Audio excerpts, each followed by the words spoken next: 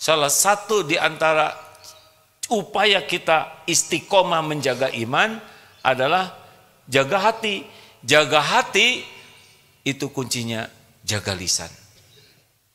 Sulit orang akan terpelihara imannya bagi orang yang tidak menjaga lisannya. Ini diam begini enak? Enak. Hampir aja mengatakan, tapi itu tidur. Buat apa saya mengatakan itu? Karena yang tidur juga tidak dengar perkataan itu. Ada pertanyaan silakan.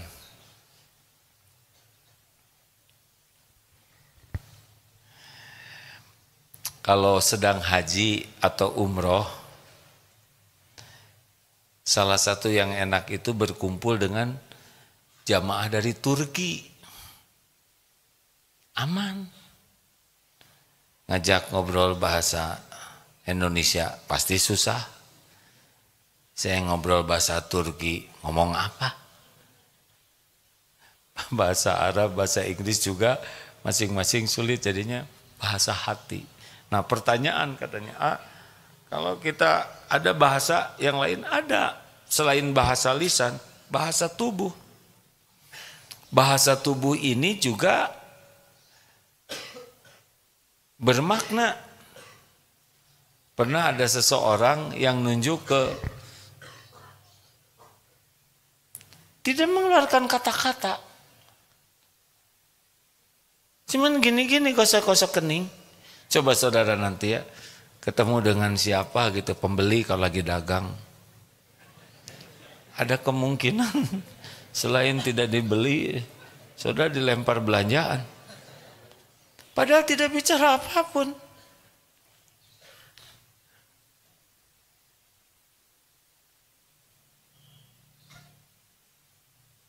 Beda tidak rasanya? Mana yang lebih enak? Telunjuk atau jempol? Saudara tahu dari mana? Apa sudah pernah ngemut jempol saya? Kok tahu ini enak? Bandingkan dengan tangan terbuka. Enak mana? Tunjuk, jempol, tangan terbuka. Kenapa ini paling enak? Semua ini hati yang mengeluarkan. Ketika menunjuk begini, kalau orang menunjuk wajah, kecenderungannya itu dia sedang menganggap dirinya lebih tinggi dari yang ditunjuk. Percaya atau tidak, coba di kantor, keatasan. Berani tidak? Bos? Sudah cukup itu untuk ditandatangani. Coba sama calon mertua, nikahkan anakmu kepada saya. Sudah cukup itu untuk pembatalan, ya kan?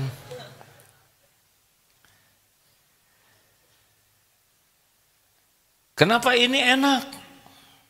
Karena hatinya menghormati. Cuma ini bahasanya bahasa daerah Jawa mungkin ya begini. Di beberapa negara lain kurang dikenal jempol seperti ini. Kenapa ini enak? Ini universal. Rasulullah SAW kalau menyuruh pakai tangan terbuka. Silahkan ibu-ibu dan adik-adik santri keluar dari masjid ini lewat pintu sana, dan masing-masing nanti bisa membawa 1 kilo anggur serta apel dan roti sepuasnya. Dan spesial untuk santri ikhwan dan bapak-bapak lewat pintu sana, dan pas di bawah segera dilunasi tunggakan-tunggakannya ya. Tetap enak hadirin. Duduk menyimpan tangan ini bicara juga Pak. Misalkan santri, apa artinya begini? Ngajak gelut hadirinnya. Oh iya. Maka kontrol diri kita dengan baik, karena tubuh juga bahasanya menceritakan banyak hal. Semua ini kalau hatinya baik akan keluar baik, saling timbal baik. Mulut baik, hati makin baik, perkataan makin baik, terus saja. Ada pertanyaan silakan. Iya Pak.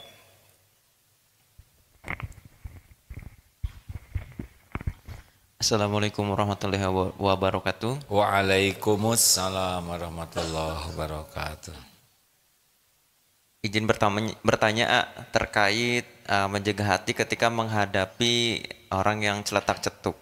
Seperti kasus tadi yang tadi dicontohkan oleh AA, misalkan dalam konteks pembicaraan dia nggak percaya dan terus itu apa namanya nembal lagi seperti itu, dan kan ya mungkin level hati kita berbeda, ya tensinya naik gitu. Nah, supaya lebih sabar, supaya jadi pahala, bagaimana tipsnya, Pak?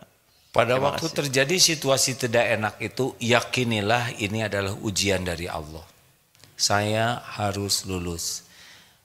Sebetulnya ujian kata-kata yang tidak enak dengan kata-kata yang kita sukai lebih berat pujian. Kalau pujian, aduh Akang nih orangnya bagus sekali, ini mah ahli surga nih kelihatannya. Toel. Memang, jadi gagal. Dua-duanya ujian. Kadang kita bertemu dengan orang yang memuji, kadang orang yang mencaci, kadang yang biasa. Semuanya ujian. Semuanya ladang amal. Nah, kita menjadi berat karena kita lebih sibuk dengan makhluk. Dia, saya, bukan Allah. Kalau ini ujian dari Allah, saya harus lulus dengan menyikapi dengan perbuatan yang disukai Allah, Allah, Allah.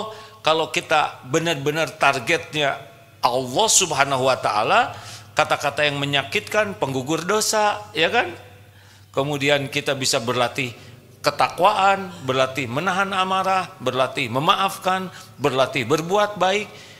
Kita akan berterima kasih tuh kepada orang yang menyakiti, karena akan ada ladang yang banyak, ladang ilmu, ladang latihan, ladang penggugur dosa, ladang evaluasi diri, ladang pahala.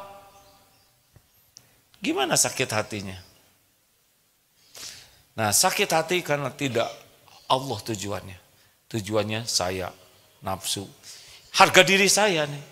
Saya sakit nih, ya udah, itu lagi sakit hati kan seni menzolimi dirinya sendiri. Lanjut, Regu B. Ya, silakan, bisa dibantu santri. Ada di depan ini. Tadi waktu habis sholat ada yang menyapa AA, pas AA mau tausiah. Di sini ada, mana Bapak yang tadi memperkenalkan diri, AA mohon maaf tidak sempat menjawab tapi sempat terdengar. Ada yang tadi menyapa? Ya maaf ya. Silakan. Acungkan tangan, Dek. Kalau ngacung begini, begini atau begini? Kalau begini ketahuan tidak? Ya, tujuan mengacungkan tangan supaya ketahuan. Siapa yang mau bicara silakan. Acungkan tangannya.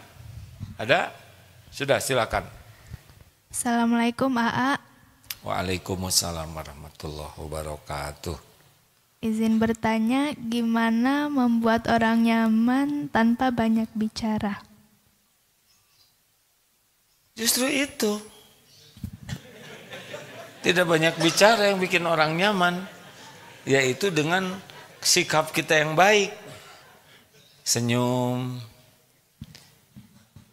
Disentuh juga itu ada hikmah tersendiri. Kalau kita nyentuh, salaman itu punya cerita banyak tuh salaman tuh. Salaman yang waduh, menunjukkan keperkasaan dengan menyakiti tangan orang lain. Hati-hati.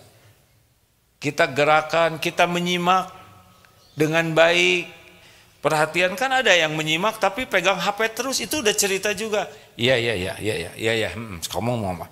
Kita terus dengan HP di depan orang tua, di depan anak, di depan keluarga, padahal tidak wajib-wajib amat nih pegang HP. Itu termasuk bahasa sendiri. Simpen saja, dunia baik-baik saja. Simak dengan baik. Ucapkan terima kasih.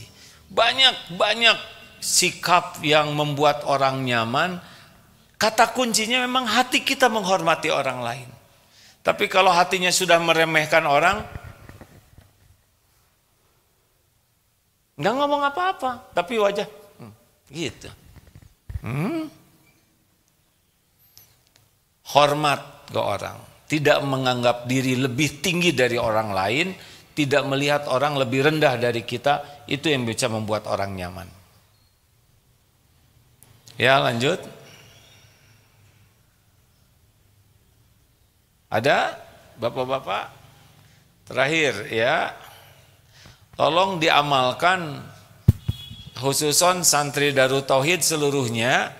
Sudah sampaikan ini ke manajemen Direktorat Pendidikan bahwa 1 semester lihat lisan, kalau lisannya tidak terjaga maka tidak perlu naik kelas, tidak apa-apa. Karena kalau lisan tidak terjaga, terus mau apa? Jago matematik, jago fisika, jago segala, tapi kalau mulutnya mencelakakan orang lain terus. Hidup ini tidak bawa matematik terus, tapi bawa mulut terus, benar? Ya, silakan. Assalamualaikum warahmatullahi wabarakatuh. Waalaikumsalam warahmatullahi wabarakatuh. Saya izin bertanya, bagaimana kalau orang cenderung menjauhi kita karena kita tidak banyak bicara atau lebih banyak diam? Menjauhi kita karena apa? Karena kita tidak banyak bicara. Maunya beliau apa? Bicara. Kan ada yang serba salah. Bicara dong. Giliran kita bicara, kamu bicara melulu katanya. Ya itu nasib saudara saya. Kalau memang frekuensi kata-katanya cenderung tidak baik dan menganggap kita pendiam, udah nggak apa-apa.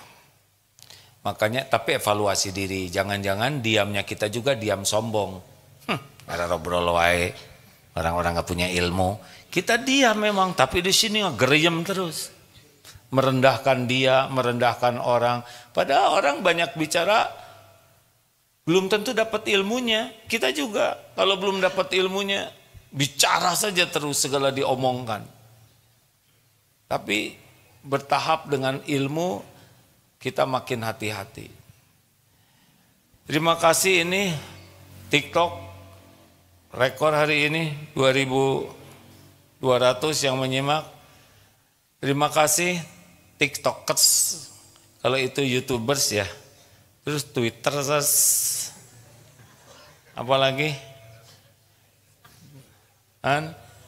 Oh, WhatsAppers, sudahlah sia-sia cicing. Nah, ada hal lain, ini hanya bahan renungan ya. Salah satu kan kalau bicara harus yang terbaik di antara kata-kata. Misal kepada Allah, ya lebih enak mana? Allah berfirman, Allah berkata, punten ya, Allah ngomong. Berfirman, rasanya hormat gitu ke Allah tuh. Bukan berarti salah yang menyebut Allah berkata, tapi rasanya asal lebih reg-reg kepada Rasulullah. Mana yang enak? Rasulullah SAW bersabda, Rasul berkata. Mana yang lebih enak? Bersabda. Sepertinya, dan memang Rasulullah itu kan beda dengan kita. Rasulullah bersabda. Kalau A'agim bicara, ya A'agim berkata, enggak bisa disamakan menurut hati. Tapi tidak salah kalau ada orang Allah berkata, walaupun saya terasa berat gitu menerimanya ya. Allah berfirman, enak. Rasulullah bersabda, enak.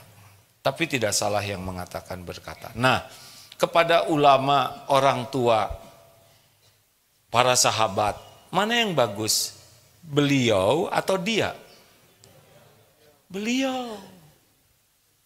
Kepada Abu Bakar As-Siddiq radhiyallahu anhu, beliau pernah memberikan sedekahnya. Enak ya. Dia ngasih sedekah, aduh rasanya enggak rela. Kepada orang tua, beliau. Guru, beliau. Kita punya kata-kata terbaik. Kenapa keluar beliau? Karena rasa hormat.